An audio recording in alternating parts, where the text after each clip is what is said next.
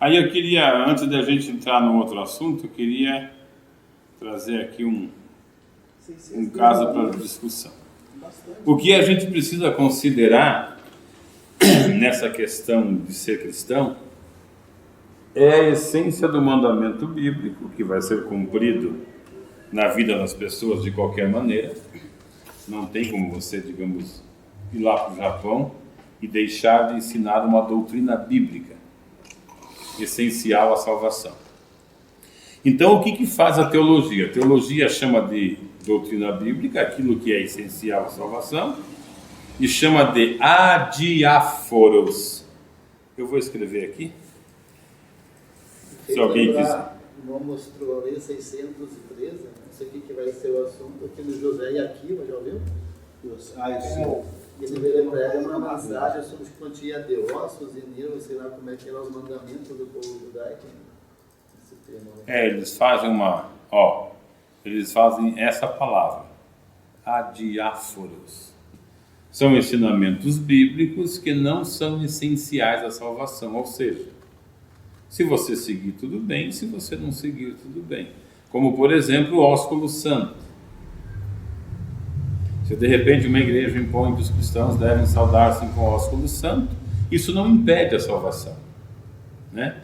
A igreja impõe que tem que guardar o sábado, isso não impede a salvação, desde que eu, por essa atitude, não condene os meus irmãos, porque o problema do evangelho é eu condenar o irmão. Como eles se tornam religiosos ao invés de convertidos, baseando na obra que eles fazem, eles condenam os demais. Então o problema não é não comer porco, trabalhar no sábado e tantas outras coisas. É você achar que através disso você tem salvação e outro não. Esse é o problema sério que leva os fariseus à condenação. Então esses 613 mandamentos, eles são ainda cumpridos pelos judeus, quer dizer, eles tentam cumprir, né?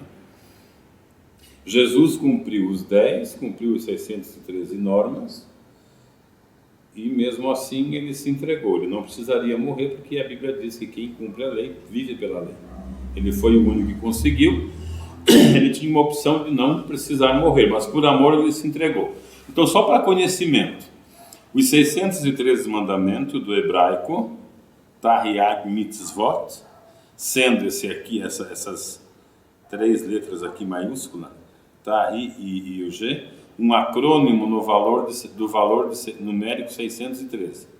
É o nome dado ao conjunto de todos os mandamentos que, de acordo com o judaísmo, constam na Torá, os 5 livros de Moisés. De uma forma geral, a expressão a lei de Moisés em hebraico, Torá Moshe, também é utilizada em referência ao corpo legal judaico. Apesar de que houve muitas tentativas de codificar e numerar os mandamentos contidos na Torá, a visão tradicional é baseada na numeração de Maimônides, que é um dos famosos rabinos, deles. De acordo com essa tradição, esses 613 mandamentos estão divididos em mandamentos positivos, são acho que 248, no sentido de realizar determinações e ações, chamado de mitzvot aseh, e mandamentos do tipo faça, obrigações, e mandamentos negativos, no qual se deve abster de certas ações. É o mitzvot lo ta'aseh, proibições, que são acho que 365.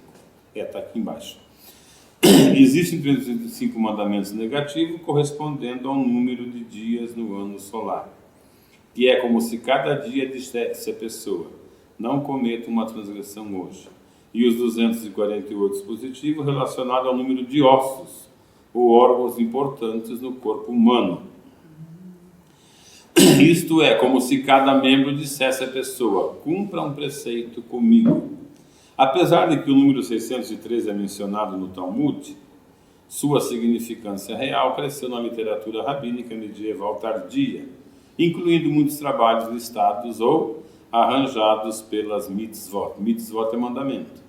3 dos mandamentos negativos envolvem o Yaharek, Veal e Avor, o que significa que uma pessoa deve se deixar ser morta ao invés de violar este mandamento negativo. São eles o assassinato, a idolatria e as relações proibidas. Muitas das mitzvot não podem ser observadas a partir da destruição do segundo templo, apesar que elas ainda mantêm grande significância religiosa. De acordo com o entendimento padrão, há 77 mandamentos que se aplicam somente dentro da terra de Israel. Além disso, existem alguns mandamentos baseados em tempos das quais... Deu certo, não? Tá bom, obrigado. Das quais a mulher está isenta. Exemplos incluem o shofar, o sukkah, né? Alguns dependem em alguns status especial da pessoa no judaísmo, como o Kohanim. Essa questão da mulher, o judeu tem ela bem distinguido.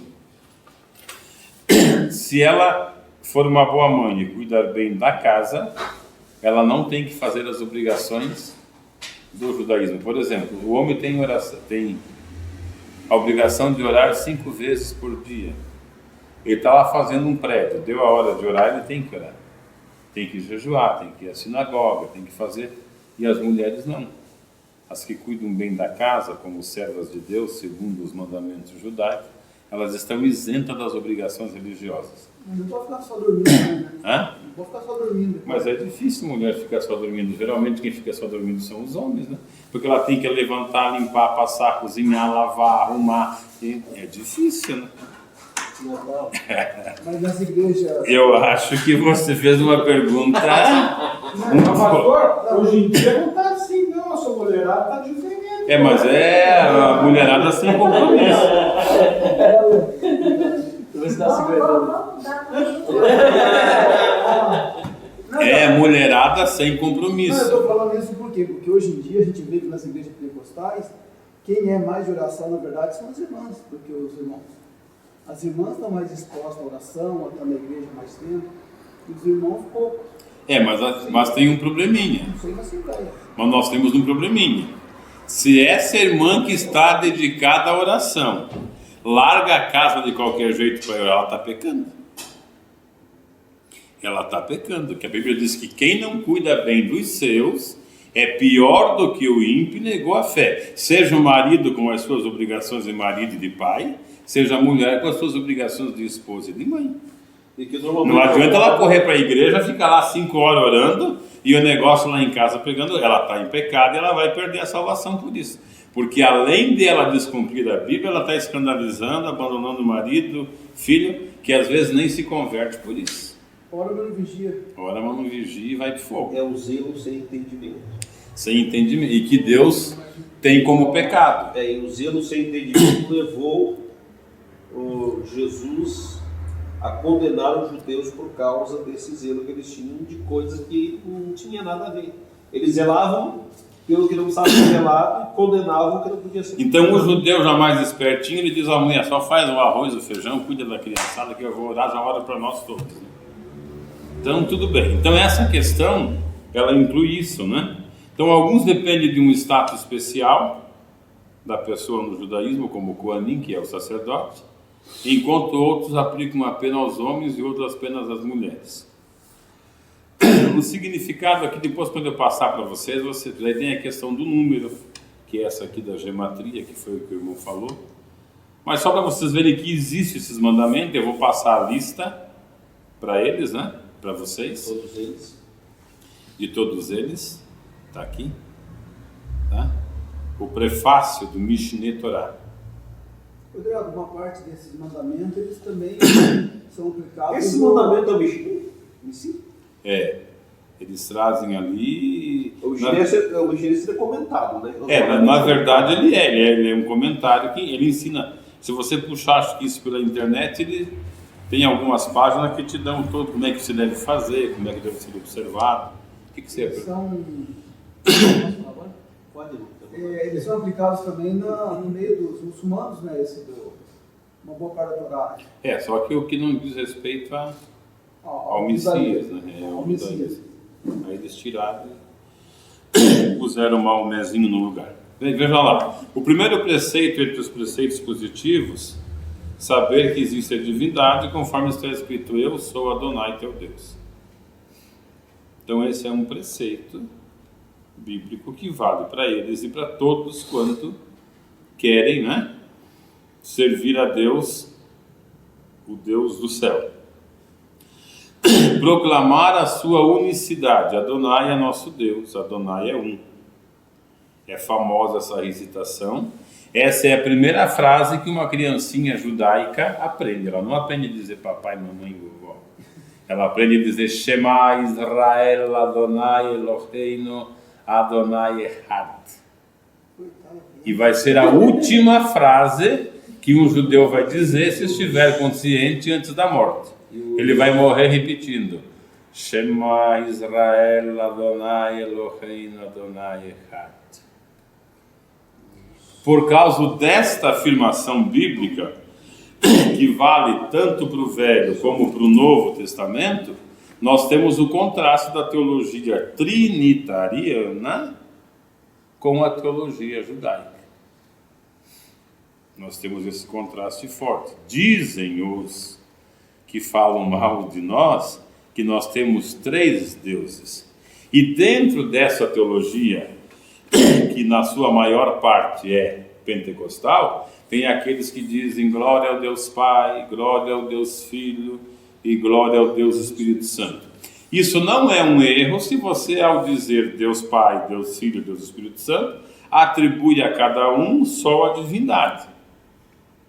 Mas se você tem este separado deste, separado daquele, apesar da Trindade ser uma complicação, e ela não é explicável, porque ela é um dos mistérios de Deus, você pode criar na cabeça de muitos uma confusão que não vai dar nenhum problema, porque Deus, né? Aí na questão da adoração. Não, se você essa é a questão maior, porque se quem adora o Pai adora o Filho e vice-versa. Então eu não tenho esse problema. Só que na cabeça humana é difícil tirar, porque na cabeça de todo mundo o que eu tenho? Eu tenho Deus sentado num trono, eu tenho Jesus à direita e tenho o Espírito Santo agindo. Uns troninhos mais baixos ainda. Não, pode até ser do mesmo lado, um do mesmo lado, mas isso causa muita polêmica. Então, por causa disso, o judaísmo ele tem força, porque esse mistério trinitariano ele é inexplicável. Eu não tenho como explicar isso. Muitos fazem comparações físicas que dão uma certa compreensão, mas ela é falha, porque são várias e várias perguntas. Dizem que é como a água, gelo, líquido e gasoso, né? Aí, então Jesus falava com ele mesmo, quando na cruz ele disse: Pai, em tuas mãos eu entrego o meu espírito. O Deus que não poderia presenciar pecado veio em Jesus e viu o pecado, só enganou. Então isso dá polêmica para mais de metro. O judeu não tem esse problema, mas esta frase ela serve para nós também, porque esses 3 eles são um na sua essência, né? E eles devem ser adorados como o único Deus. Você não pode adorar mais do que um Deus. Para o judeu é mais fácil, por quê? Porque o judeu está assim, está ele aqui e Deus ali. Ele não tem esse mediador. Ele espera esse Messias para a restauração, vai ficar esperando, porque ele já veio e não vai vir mais para eles. Eles comeram bola e perderam a oportunidade. Então eles estão aqui e Deus está ali. E esse Messias que eles esperam vir, não virá mais. Ele já veio e eles mataram, puseram na cruz. Essa vinda que tanto os judeus como a igreja confundem, ela aconteceu quando Jesus veio. Ele veio para o que era seu e os seus o rejeitaram. Mas tanto a igreja como os judeus, eles entendem que depois do arrebatamento, Jesus vem em glória com a igreja deixar Israel numa boa. Xavier, a rejeição final aconteceu na crucificação. Na É crucificação. o ápice da rejeição. A ressurreição já não é mais para os judeus. Já não. Ela é... O que é a ressurreição? É a Páscoa. Que recorda... A Páscoa é a festa cristã, que recorda a ressurreição de Jesus, né? Que significa a implantação da nova aliança e a vinda do reino de Deus, pregado lá em Mateus 5. Com a ressurreição ele faz a nova aliança, que é esse texto que eu falei para vocês separarem aí de Jeremias, né? Quando ele diz: farei uma nova aliança, não farei mais como aquela que eu fiz lá no Egito, e que eles quebraram, destruíram tudo, e me abandonaram e me traíram. E ele institui o reino dos céus. E o que os judeus podem receber agora através de Jesus Cristo é a salvação como a igreja. Mas eles, por motivos de profecias que são interpretadas fora daquele contexto gramatical de cada língua que traduz a sua Bíblia, baseados e apoiados por revelações e estudos teológicos extra-bíblicos, eles esperam ainda essa configuração do reino judaico governando a terra, e a igreja acredita nisso. Mas isso a gente fala quando estiver falando do Apocalipse. Então o judeu não tem esse problema. Nós temos esse problema porque nós temos o quê? Nós temos Deus aqui e temos Jesus aqui no meio, e nós estamos aqui. Então nós vemos duas pessoas distintas, como ensina a nossa teologia, como a Bíblia dá base para isso, mas não é que nós temos dois deuses, nós temos um Deus. E para os testemunhas de Jeová nós teríamos ainda o terceiro, que é o Espírito Santo, que age. Então essa frase ela serve. Na cabeça de alguns crentes, na cabeça de alguns crentes, essa ideia do Espírito Santo é meio complicada. Mas ela é complicada. Eles fazem uma confusão tão grande que tem gente aí fazendo culto ao Espírito Santo. É verdade. O que é uma ignorância. É verdade. O Espírito Santo não é. Essa não é a função dentro da Bíblia, está definida. É uma função clara. Quem recebe a adoração é Deus. Né? É só Deus. Então aí nós só podemos adorar Ele em Jesus. Em Jesus. Porque nós não temos esse acesso a Ele. Não temos. É essa questão que o judeu não vê. Ele acha que ele está ali. E por cima. Ele acha que ele está ali. Eu vou no céu quando quer. Desde quando eles entravam no santuário. Vamos entrar lá, vamos sair. Não! Não tem mais isso. Acabou a festa, meu filho. Então, uma vez por ano, o sacerdotinho punha lá as roupinhas dele, ia badalando o sininho. Ele entrava no santuário, sacrificava, amarrava uma corda, porque se morresse quem entrasse lá, morria também para puxar, né, se caso fosse o caso. Mas agora não tem mais, eu sinto muito, vocês acabaram. Vocês mataram o Filho de Deus e ainda tiveram a ousadia de dizer assim, que o sangue dele caia sobre nós e sobre os nossos filhos. Ou seja, todas as gerações. Isso. A sorte de vocês, judeuzinhos, é que Jesus lá na cruz falou: Pai, perdoa-lhes, porque eles não sabem o que estão fazendo. Foi a sorte de vocês. Senão vocês estariam ferrados. Eles mataram o Filho de Deus. Quando eu digo judeu, todo o pessoal da época, não estou incluindo só judeu. Como fazem muitos hoje. Mas não tem mais essa comunicação direta com Deus. Nós só somos alguma coisa para Deus em Jesus. Deus, quando olha para a humanidade, Ele olha para o Filho, que foi crucificado, que foi maldito, que foi vituperado, que foi morto. E pela misericórdia do amor do Filho, que é o amor igual que Ele sente para a humanidade, Ele nos vê justificados em Jesus. Que é outra complicação, justificação. Justificação só não entende. Se o pessoal não entender, não na cabeça. Mas a gente vai fazer isso mais tarde. Mas é só assim que funciona. Então, para nós serve o Shema Israel, né? Que é a criancinha judaica E nós só podemos ser justificados, não tem outro caminho. Não tem outro caminho. Não tem. E é só em Jesus. É por isso que a própria teologia, que dá uma chance a mais aos judeus, ela é antibíblica. Deus estaria fazendo acepção de pessoas. Estaria dando uma oportunidade a mais para um povo que o rejeitou. E é por isso que Paulo diz, mas para Deus não tem nem grego, nem gentil, nem homem, nem mulher, nem livre, nem escravo. Ele tenta esclarecer o que é esse evangelho, né? Bem, proclamar a sua unicidade. Adonai nosso Deus, Adonai é um, que é esse que eu falei. Amá-lo, amarás a Adonai teu Deus. Temê-lo, Adonai teu Deus temerás. Orar, servireis a Adonai vosso Deus. O servir é a oração dirigida a Ele, conforme aprendemos através do Shemuá, que é o Êxodo, do Êxodo, né? Ligar-se a Ele, e a Ele te ligarás. Jurar em seu nome jurarás. Aí aqui vão sendo os mandamentos que são positivos, que servem para, digamos assim, entrar no resumo daquilo que Jesus ensinou.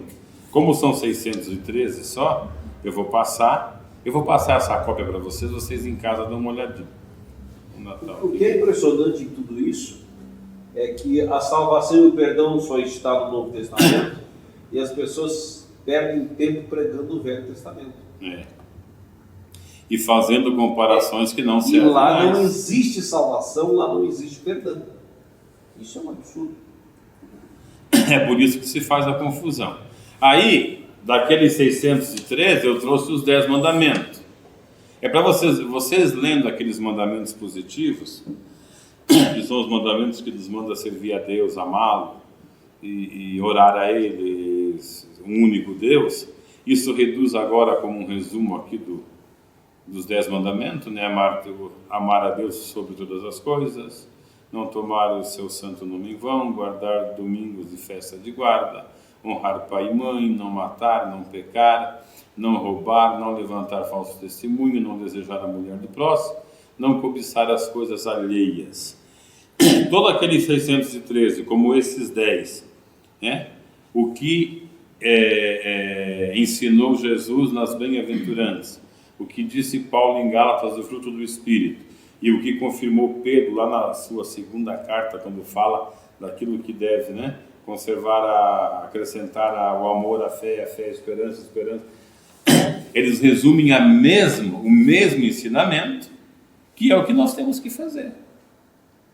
E nós só seremos salvos assim. Nós não seremos salvos por ir no templo, por sacrificar.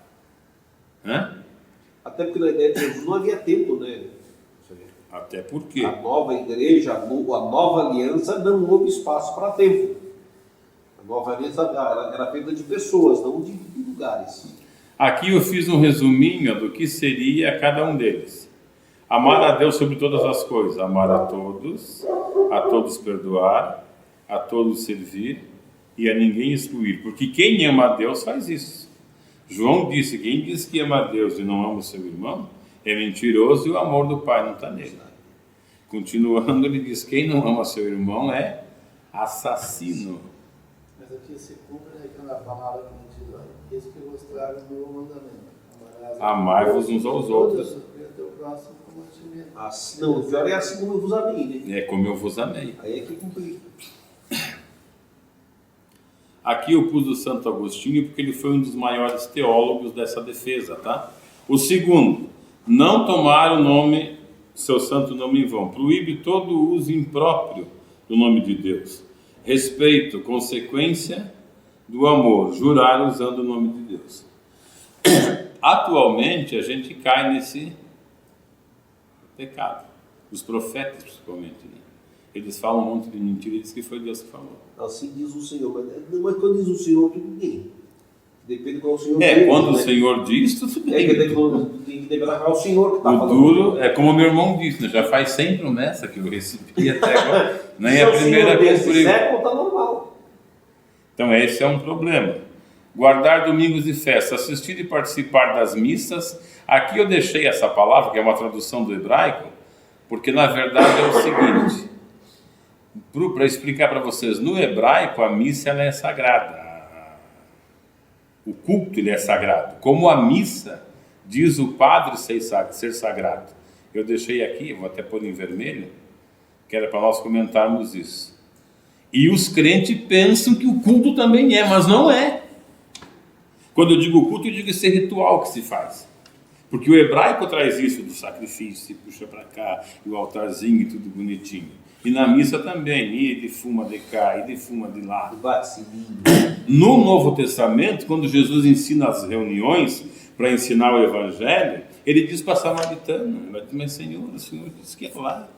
Mas eu já estou quase com 70 anos, já tinha 6 maridos, presumo que cada um morou um pouco com ela. Diz que é nesse poço aqui o pai Jacó bebeu, a vaca dele bebeu. E Jesus não é nem aqui, nem lá. Jesus falou para ela, não é nem aqui, nem lá. Ela deve ter ficado e falou, meu Deus, o que você me está dizendo? Pois eles nem se falavam por causa disso. Isso aconteceu quando Jeroboão foi dividido o reino do norte. Como o povo de lá tinha que vir até Jerusalém adorar, ele falou, eles vão voltar para Judá. Ficaram 2 tribos de Judá e 10 para cima. Dividiram no meio o país. Ele falou, não, vou fazer um altar. Fez um em Betel e fez outro em Dan. Betel perto de Jerusalém e Dan lá em cima. Os da metade para cima vão para Dan e os da metade para baixo ficam em Betel, não passa para Jerusalém para não escutar a abobrinha e não perder esse povo. Aí eles entram. O que Jeroboão ensinou? Idolatria. Ali, nessa disputa de território, começa o culto idólatra. Porque até então, antes dessa confusão, os deuses apresentados eram deuses sem significância bíblica, eram culturais. Mas de repente esse infeliz do Jeroboão, ele fez o bezerro, tanto lá em cima como embaixo. Falou, e adora a Deus assim. Ali surge a idolatria dentro das igrejas cristãs, digamos assim. Cada um tem o seu meio de adorar, que não seria um problema, desde que através desse meio Deus fosse adorado, se eles não condenassem os irmãos por isso. Então acontece esse probleminha. Então essa missa, esse culto aqui, que era sagrado, lá era sagrado em tudo. Tanto é que o óleo da unção preparado servia para ungir os objetos do arraial. E eles não podiam ser tirados de lá, eles eram consagrados. Tanto o hebraico acha que o culto deve ser assim, como o padre acha que essa missa aqui, só o fato de você participar, você já está perdoado, está purificado, está lavado. E você vê que na prática não é assim, nem para o judeu, nem para o padre, muito menos para nós. Mas tem irmãos que pensam que porque fez a campanha de 7 dias, as fofocas, as intrigas que ele fez no meio da semana, está perdoado. Não está, não. Uma coisa interessante, até se diz, né, você que o culto é melhor do que o irmão que não veio. Que não veio. Não existe isso. Não existe. Às vezes melhor está o irmão que não foi, porque falou, Senhor, não sou nem digno de ir na sua casa hoje. E aquele falou, não, pai, eu estou aqui, eu sou, eu briguei, mas então, é o farisaísmo. Como Deus é conhecedor de tudo isso, ele fica olhando para nós assim, o que eu faço com vocês, meus filhos? Acho que ele fica às vezes em dificuldade, nós somos Deus em dificuldade. O que você está fazendo, Ederaldo? Não é assim que faz, meu filho. Está lá escrito. Mas o Davi é mais que Davi Miranda. Davi Miranda também não sabe ler lá a Bíblia. Irmão Ederaldo, lê lá o que tem que fazer. E o irmão Ederaldo lá, batendo na cabeça. Quando eu era daquele tempo, eu cantava no coral. Eu só levantava para cantar.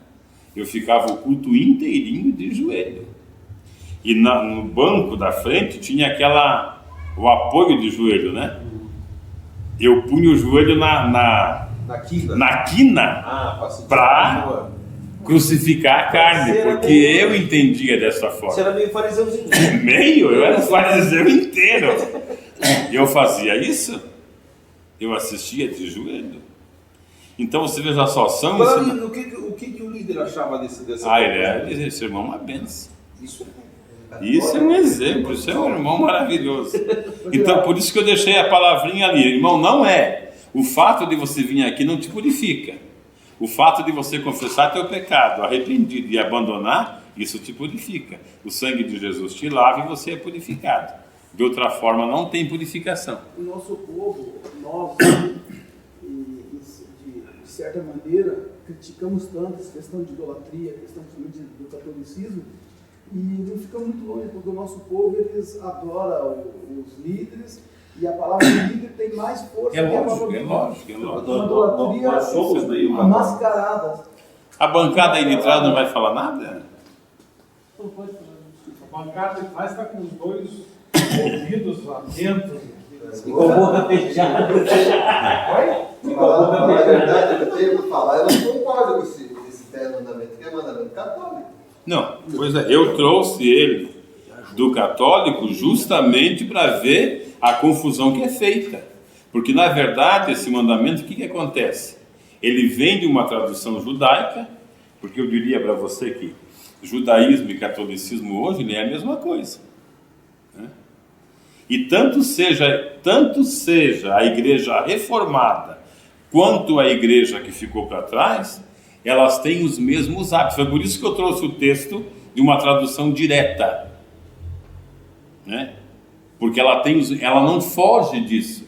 Ela tenta escapar, mas ela não foge, ela está enquadrada aqui. Mais para baixo eu coloquei as leis de Noé, que também faz parte. E que faz parte que alguns evangelhos, eu não sei se eu posso dizer inconscientemente, né? Mas ele segue. E ele acha que ele está salvo por isso. Hoje, com a ecologia, existe o credo de Noé. O credo de Noé está tomando força.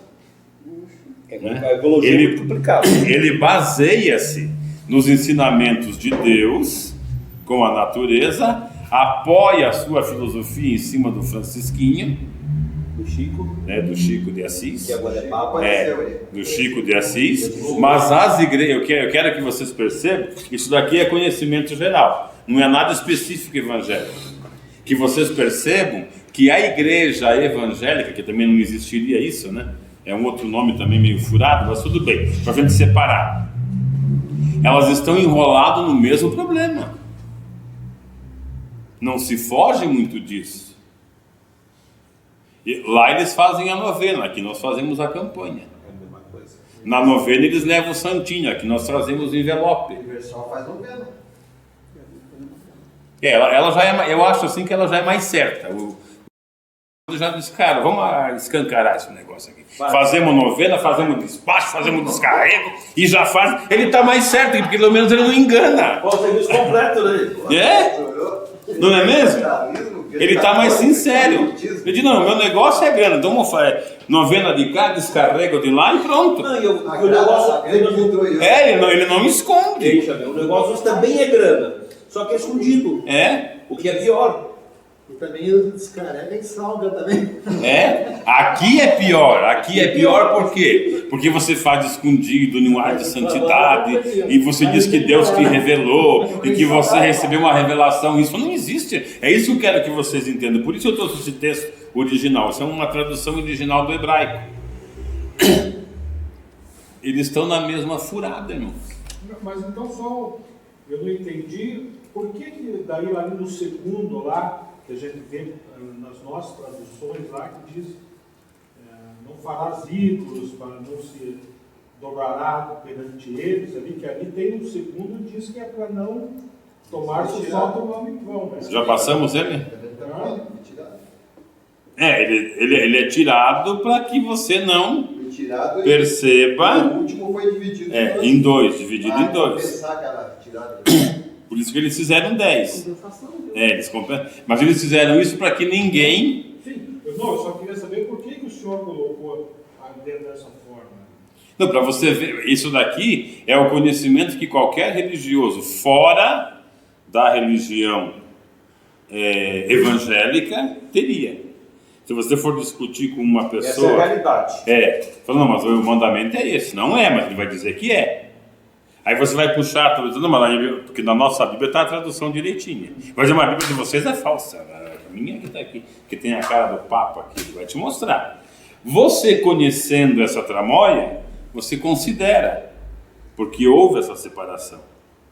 O que ele tira lá em cima, ele compensa embaixo, mas não, são 10. Mas ele não está inteiro. No cânon católico, eu vi a Bíblia católica, eles colocam essa sequência, eles tiram o quarto mandamento, eles não fazem referência. Não fazem. Até que Eles não fazem. Foi por isso que eu disse para vocês no começo, acha aí os 10 mandamentos, vocês acharam, não, né? O Jeremias 31, as bem-aventuranças, né? Nós vamos terminar aqui, a gente vai ver o nosso 10 mandamentos, como ele é. Tomar seu santo nome em vão, as missas, né? Assistir e participar das missas um único dia para adorar e louvar a Deus. Aqui, nesse único dia, eles não saíram da tradição. Porque, na verdade, a questão não é de obrigatoriedade, é de compromisso. E esse compromisso é revelado no Evangelho, na igreja do Antigo Testamento. Aí a questão moral do sábado, que um dia em 7 seja dedicado ao Senhor. Daí nós temos um outro problema, que a igreja evangélica não soube administrar. Porque o que seria o crente convertido? O crente convertido é aquele que vive, nós como fazemos no domingo, digamos assim, não é o nosso caso aqui, mas para quem faz no domingo, o crente convertido que vive de segunda a sábado ele trabalha, ele cuida da família, ele cumpre as obrigações de cidadão, mas louvando a Deus, dando testemunho, sendo honesto, pregando, ajudando alguém espiritualmente, orando para quem precisar, dentro da semana. E no domingo, ele tira o domingo para cantar a Deus, louvar, se comunicar com os irmãos, comungar. A moral do sábado é essa. Eu digo domingo porque é a nossa maioria. Quem faz sábado, tudo bem. Não é um problema se por causa desse sábado eu não condeno meu irmão. Então esse único dia está dentro dos parâmetros morais da lei de Deus. Mas essa questão da missa santificar, do culto te purificar, isso está errado. Esse mesmo erro evangélico é porque de católico não tem muito o que falar. Eles são assim e acabou. É achar que a Santa Ceia santifica. O caboclo põe o vinho na boca, põe o pão e acha que está santificado. Irmão, santo eu tenho que me manter durante todos os meus dias, na semana, no mês, no ano, para poder participar das bênçãos de Deus. Eu não posso ter esse conceito que eu peco, venho na igreja, purifico, peco. É o sangue de Jesus que me lava desses pecados. E eu só alcanço se eu confessar, arrependido e abandonar. Esse é o conceito bíblico. Honrar pai e mãe. Respeito aos pais, não se discute, porque é uma questão até de ética e moral. Obediência, não obediência cega. E o diálogo, que é uma coisa atual, da atualidade, né? Quem dialoga, quem conversa, tem mais oportunidades de vencer ou de resolver um problema de uma maneira melhor. Na primeira parte da vida, nós nos perguntamos qual o sentido daquilo que a gente fez. O que a gente é. Na segunda parte da vida, isso é psicologia. Nós temos a sabedoria.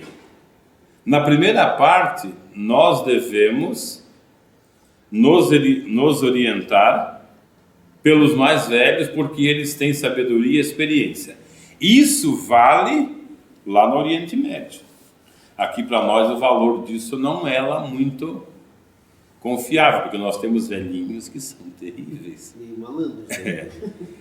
Principalmente os velhos na fé.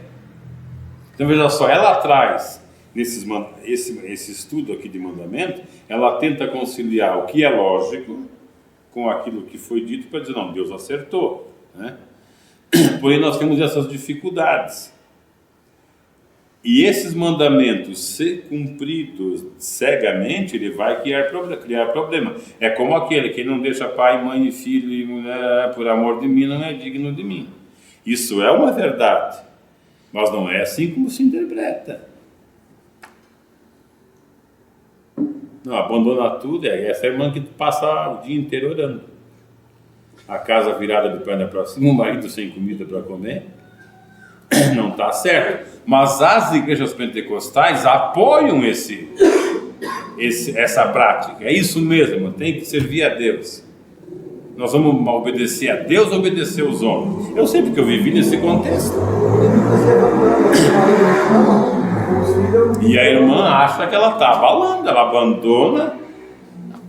Eu não quero ser trágico, mas 40% das não conversão dentro dos lares evangélicos, a culpa é dos evangélicos. Eles não dão um testemunho de serenidade, de amor, de compaixão, como Jesus ensina.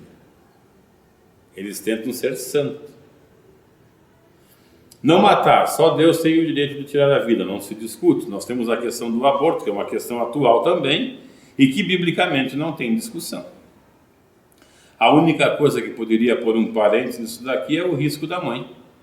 Um aborto clínico, onde põe a vida da mãe em risco e a vida da criança. Em outra questão eu não tenho, eu posso até dizer que humanamente uma pessoa que foi estuprada, que teve um filho, é um trauma, eu posso justificar, mas eu não tenho apoio bíblico para dizer que essa criança deve ser abortada.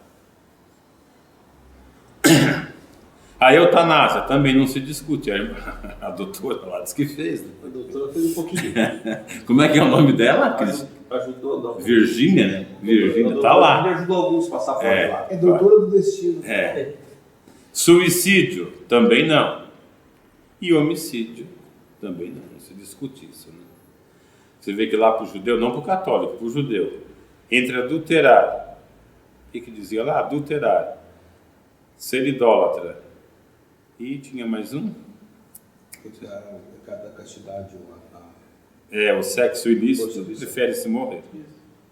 Por isso que o judeu casa cedo, com 18, 19 anos, eles já fazem casar a piazada, porque o judaísmo não admite adultério, até os dias de hoje. Esses pecados para eles são praticamente mortais. Né? Bem, voltando lá, não pecar contra a castidade. Integração correta da sexualidade na pessoa, namoro, se manter puro, corpo e alma, relacionamento superficial dos jovens. Esse relacionamento superficial é para não incentivar o ataque, né? Que alisa dois jovens, né? Na flor alisa de cá, alisa de lá, perto daqui, uma hora o negócio sai do controle. Pensamento: sempre que uma pessoa procura um prazer a curto prazo, vai ter o sofrimento a longo prazo. Isso é uma filosofia judaica. Não roubar, apropriar-se do que não é seu, roubar a paz. Aqui nós temos um probleminha. Apropriar-se do que não é seu seria material, e não devemos. Roubar a paz é com atitude. E nós pecamos. Quantas vezes você não deixa teu filho aflito, tua esposa aflita ou vice-versa? A questão do casamento, roubar o prazer. Roubar o prazer um do outro. O que Paulo diz? Não vos defraudeis um ao outro. É outra questão que geralmente o cristão não sabe administrar. O duro é que quando vai se falar de sexo em casamento, nas igrejas pentecostais eles falam dos anjos. Os irmãos querem orientação para a vida sexual, mas aquela vida lá íntima. Não, irmão, porque o anjo do Senhor acampa daqui, o outro acampa de lá, e Deus está vendo, e o negócio... Né? E não explicam essa questão. Essa questão é uma questão que faz pecar. Esse pecado aqui, ele vai me levar lá para o Pedroca, que diz: convivei, coabitai com elas com sabedoria, dando a elas honra como vaso mais fraco, para que as vossas orações não sejam impedidas. Eu tenho esse probleminha. Aí uma questão, você fazendo bem para ela, na verdade você fazendo bem para você. Para você? Porque você é o cabeça. E se você fazer o mal para ela, você está fazendo o mal para você. O mal para você também. É o inverso, né? Essa é uma questão difícil. Foi dessa mesmo. Aí o irmão ele fez uma... Não sei se foi o senhor que fez uma pergunta. Um chapo de álcool. Acho que, não sei se foi o senhor, foi alguém, se não foi o senhor, me desculpa, que disse, mas e se eu sou crente e ela não é? A tua cruz está pesada, meu. Porque você tem que suportar que não é crente. Como é que diz? Joelho no chão. Jejum e Mas oração. é duro, é duro. Essa é uma questão. Essa é uma questão. Não é fácil, O né? Paulinho, na verdade, ele quis, né? Ele falou, não vos unais com julgos desiguais, porque vocês vão ter tribulação. O negócio não vai dar certo. Mas não é pecado você casar com uma descrente. Só que você vai passar pelo vale. Quer dizer, você vai ficar no vale, né? Não, passado não fica, né? Vai morrer Fica no no vale. vale. Vai dar pra você. Ele vai dizer, eu queria que nenhum homem tocasse mulher, mas por causa do adultério, cada um tem o seu, cada uma tem o seu, Porque não tocar no homem. né? Falou, quem casar não peca, todavia os tais O Paulinho foi então. terão tribulação, e eu queria poupar-vos, irmão, mas não deu certo, vocês pegaram fogo. Então, essa questão de roubar a paz é uma questão, porque o crente, irmão, ele tem que mostrar serenidade. E viva o Padre Zezinho. Um certo dia, Ixi, Galileu. né? Diz que quem olhava, quem estava perto, eles tinham prazer em sentir o que ele transmitia, a paz. E o cristão tem que ser a mesma coisa. Mesmo rejeitado, o agir dele precisa causar um despertamento de curiosidade no bom sentido para aquele que, porque você é a luz, porque você é o sal. E nós estamos de novo em complicação. Que Jesus pôs esse peso nas nossas costas. E diz que é leve, né? Ele diz que é leve. O meu fardo é leve. Meu jugo é suave. Para frente. Não levantar falso testemunho, matar com a língua. Quem é que mais mata com a língua, irmãos? O pregador. É uma faca de dois gumes, né? O pregador, os obreiros. Eu tenho assim uma tristeza nessas palavras, sabe? Obreiro, pastor. Que eu achava que eram tudo santo, né? Meu Senhor. Mas são, João. Você que não compreende. Estou sendo radical. Você está compreendendo. Desmoralizar, isso depende do, né? A pessoa não faz isso com muita facilidade. Ter misericórdia com o próximo é difícil, a gente depende. Se der vantagem, se for bom para mim, tudo bem. Se não, quando falar com uma pessoa certa, pedir a orientação do Espírito Santo. É outra dificuldade, porque a pessoa certa está cada vez mais difícil.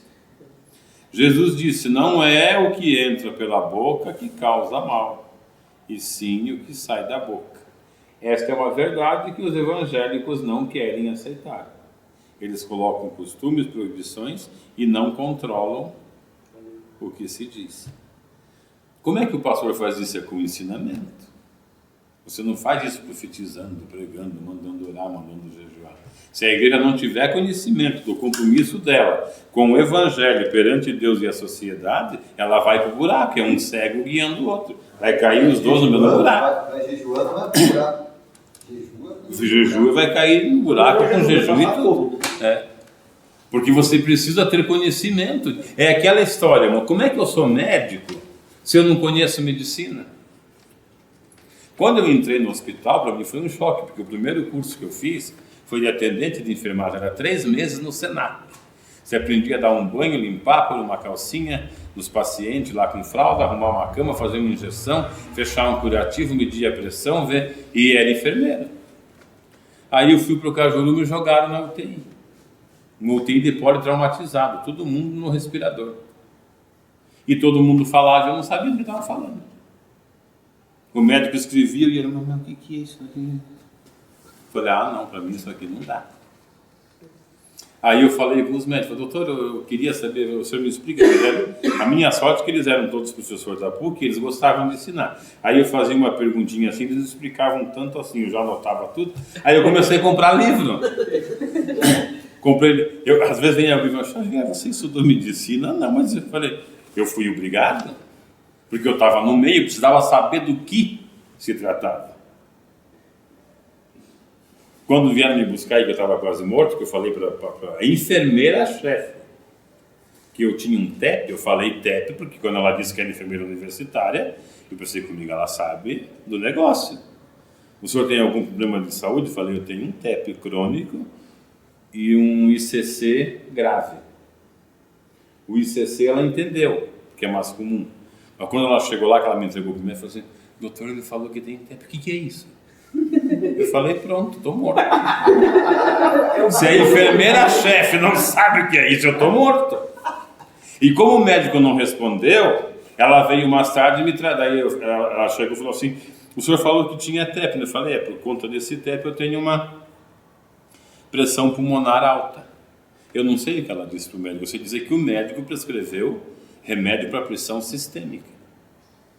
Quando ela veio me dar o remédio, eu já assustado, falei, o que eu vou tomar? Você vai tomar Captopril? Eu falei, mas eu não sou hipertenso. Ela falou, o senhor falou que era? Eu falei, não, senhora. Isso porque eu falava, e se eu não pudesse falar, irmão? Ela tinha me matado. Eu falei, eu nunca tive. Mas o senhor me falou que tinha. Eu falei que tinha pressão pulmonar alta. Aí o médico falou assim, como é que é? Eu falei, doutor, eu tenho um TEP crônico, tenho uma insuficiência cardíaca aí, e a pressão é alta. Ele falou, não, tudo bem.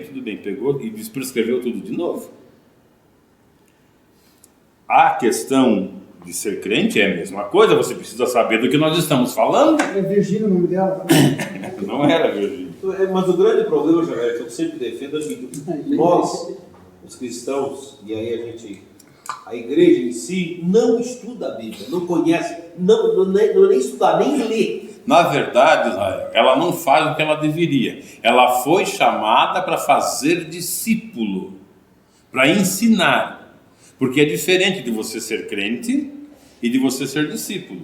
Discípulo é aquele que vai aprendendo e praticando, imitando o seu mestre a cada dia. O crente é aquele que crê no que disse e acabou. Então a igreja não faz a sua função. E nós temos esse porque problema. Não é interessante, né? Não é interessante. Não é interessante porque um crente que conhece, um cristão que conhece a palavra, dificilmente vai deixar se enrolar por baboseira de público. É por isso que na Alemanha acabou a fé, que em alguns países de primeiro mundo acabou a fé. Porque diante de tanta besteira dita por os que ensinavam, vamos desistir disso daqui. Você vai pregar para um europeu, você vá preparado, porque ele não vai deixar barato. Você é o pastor, então você vai me explicar esse versículo bíblico aqui. Faça isso com consistência, porque você diz, você acabou, não sabe nada. Ele vai embora e te larga falando sozinho. Você não sabe nem do que está falando. Então esse é o nosso problema. Então nessa questão aqui, de Jesus trazer essa luz, ele pôs essa responsabilidade, né? E nós temos essa dificuldade. Vamos continuar. Mas uma das culpas aí, acho que é difícil dizer, mas acho que nem é das pessoas, porque ali como o Anuco estava lendo, ele não entendia, aí o discípulo ia falar para ele sobre o texto de Isaías. É a mesma coisa com os crentes hoje. Eu mesmo tenho já quase 30 anos de fé, mas tem muitas coisas que eu estou aprendendo agora. Mas Natal. Isso depende da intenção do teu coração. A minha intenção sempre foi servir a Deus bem. E não tinha ninguém explicar essas coisas pra gente. Não foi explorar os irmãos, tá? Então Deus, ele vai te dando vida até você conseguir entender. Mas tem uns irmãos que gostam do sistema. E aí eles entram na mesma condenação. São as pessoas que não querem aprender. Que 99% dos crentes não é que não tem condição de aprender. Eles não querem aprender. Para eles está bom assim. Porque o aprender vai trazer responsabilidade. Você deixa de ser um Zé Ruela e passa a ser uma pessoa que pensa. E aí, quando você tiver responsabilidade, é diferente. Não quer aprender mais. Isso é religiosidade. Esse é justo. Não, e outra coisa, a doutrina eles não conhecem. Eles conhecem os costumes. A doutrina eles não conhecem. Isso que eles dizem que é perfeito e não aceitam mais nada. Mas eu digo para vocês, 30 anos, com a boa vontade, aprendendo com aquele que era o meu líder. Não, mas eu creio assim. É complicado. Não, mas eu creio assim, Israel. Natal. Não estou indo na minha casa, não. Natal não, mas os que quiserem a verdade, Deus não vai deixar morrer assim. Deus é fiel, ele não. O que o homem planta, ele colhe. Se ele planta a vontade de conhecer, uma hora. Foi o que aconteceu com o Eunuco. O Eunuco viu falar que na festa em Jerusalém tinha esse Deus maravilhoso. Ele falou com a rainha dele, pediu, ele não era uma pessoa qualquer, porque ele era administrador dos tesouros daquele país, era o seu fulano, pediu, pegou a carruagem e foi. Chegou lá no congresso dos Gideões, desculpa aí, Zé, Foi lá no dos Gideões, Tava o Yosef aqui, dos Gideões hebreus, né? Tava o Yosef aqui no E presente. viu festa, e vende de cá, e vende de lá, e sacrifício, mas ele não encontrou Deus. Aí a festa acabou, ele falou, aí ele acho que perguntou para um rabino, escuta, onde é que fala do Messias? É o profeta Isaías, ele tinha dinheiro, passa esse rolo para cá. Tá enrolado já, levei o rolo. Não tinha rolinho para vender. Tinha rolinho, e só podia comprar quem tinha dinheiro, o negócio não era muito fácil. Então tinha comércio. Porque ele queria Deus, claro que tinha comércio. Banquinho para todo lado. Eu acho que tinha até churrasquinho de carneiro, de cabra lá, que sobrava e dizia, porque eles, judeu você sabe como é que é, né? Aí ele comprou o rolo e ele veio lendo, mas estava difícil de entender. Como aquele coração queria conhecimento, Deus só ali, hein? Pegou o Filipão, que estava lá em Samaria fazendo a festa, numa concentração na praça, curando gente. Falou, Filipão, é lá para a cidade deserta que desce para cá. Para a estrada. Para a estrada lá, no caminho lá. Por causa de um homem. Por causa de um homem, porque queria aprender. Mas, Senhor, quando ele pensou, não tem cavalo, vum, ele estava lá na rua já. Deus transladou ele. Ele pegou a carruagem de fogo do... As carruagens eram tracionadas de 6 a 8 cavalos. E diz a história que elas não andavam devagar por causa dos assaltantes que haviam na estrada. Eles assaltavam as carruagens. Ela estava no galope, ele, ó. Na pernada, irmão. Aí ele diz, você entende o que está lendo? Uma pergunta meio agressiva, né? Ele corrigou Ele podia dizer, claro que eu entendo, não sou burro, né? Mas ele falou, não entendo não, tem que me explique. Subiu ali e começou. Então aquele que quer, Deus revela.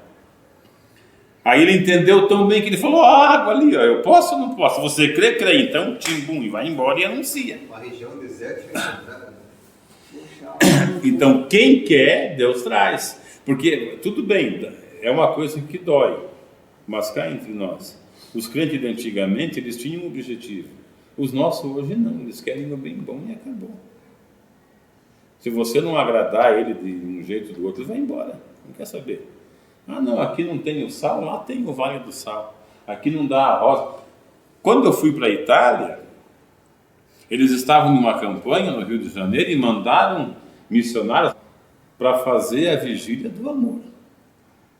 A Vigília do Amor entrava só casais, homens e mulheres. Agora acho que vai mudar, porque agora a lei aceita homem com homem. Recebia um colchonete na porta, Quando entrava casal, falavam, tudo bem, até tudo bem, um encontro aí, uma igreja meio motel, mas passa, porque... Mas eles não queriam saber se bastava ser casal. Eu pegava um irmão e dizia, irmão, vamos na vigília. Eles não perguntavam se era tua esposa. Eles davam um colchonete, meia-noite apagava a luz e 5 horas acendia de novo. Era uma vigília, irmão. Você já pensou a coragem de uma igreja fazer uma coisa dessa? A Vigília do Amor promulgou essa vigília. Amém, irmãos? Não, mas para aí. Agora que o Espírito começou a agir. Isso não é uma barbaridade? Mas eles fizeram. Mas lógico, o povo encheu. Mas brasileiro perdido lá, né? Quem que fala italiano? Não, nós somos todos brasileiros. Então está explicado. Por que encheu a igreja logo? Terrível, rapaz. Vamos para frente porque a hora vai embora. Não dá de você falar. O Lu foi pessoa malandro. Deixa eu terminar aqui.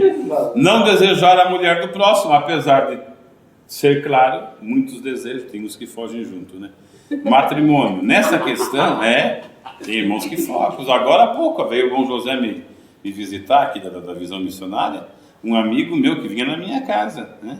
Falou, rapaz, ele fugiu com a mulher do pastor.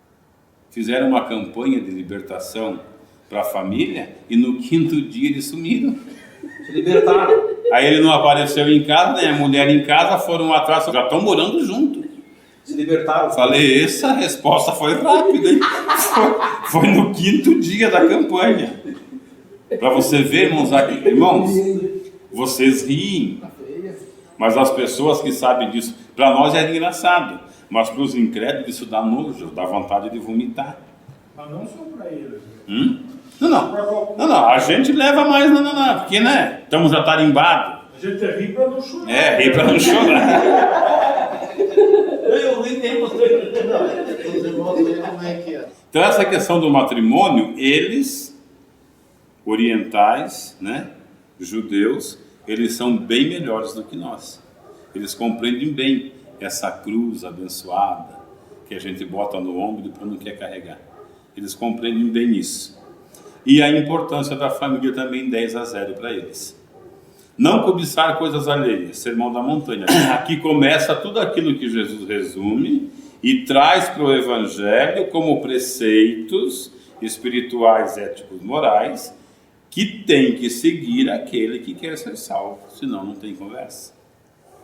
Quando Jesus morreu na cruz, realizou a salvação. Na hora da sua morte, o sacrifício de Cristo se torna a fonte de onde brotará o perdão dos pecados. Portanto, para todo pecado existe perdão. Apenas um único é imperdoável, é você morrer sem acreditar em Deus. É o pecado contra o Espírito Santo, é o pecado da pessoa que não aceita o amor de Deus e seu perdão. Então, irmãos, resumindo o que a gente viu hoje, toda essa confusão religiosa, ela veio através de ensinamentos teológicos e religiosos, não evangélico. Aqui entenda-se evangélico pelo que está anunciado no Evangelho. O que eu quero dizer com isso? O que se ensina não é o que está escrito, é o que eles inventaram. Cada um inventou o seu. Como nós... Mas essa invenção através de revelação? Também. Porque é aquilo que eu falei para é aquilo que eu disse para você. Revelação, se fugir daqui, não dá em outra coisa. Não podemos ser revelação. Deus não pode ter a sua palavra e ter uma revelação especial de salvação para o irmão Roberto conduzir. Deus pode sim ter uma revelação especial para ele seguir este evangelho, mas não para ele criar um outro evangelho. Não sei se eu me fiz entender.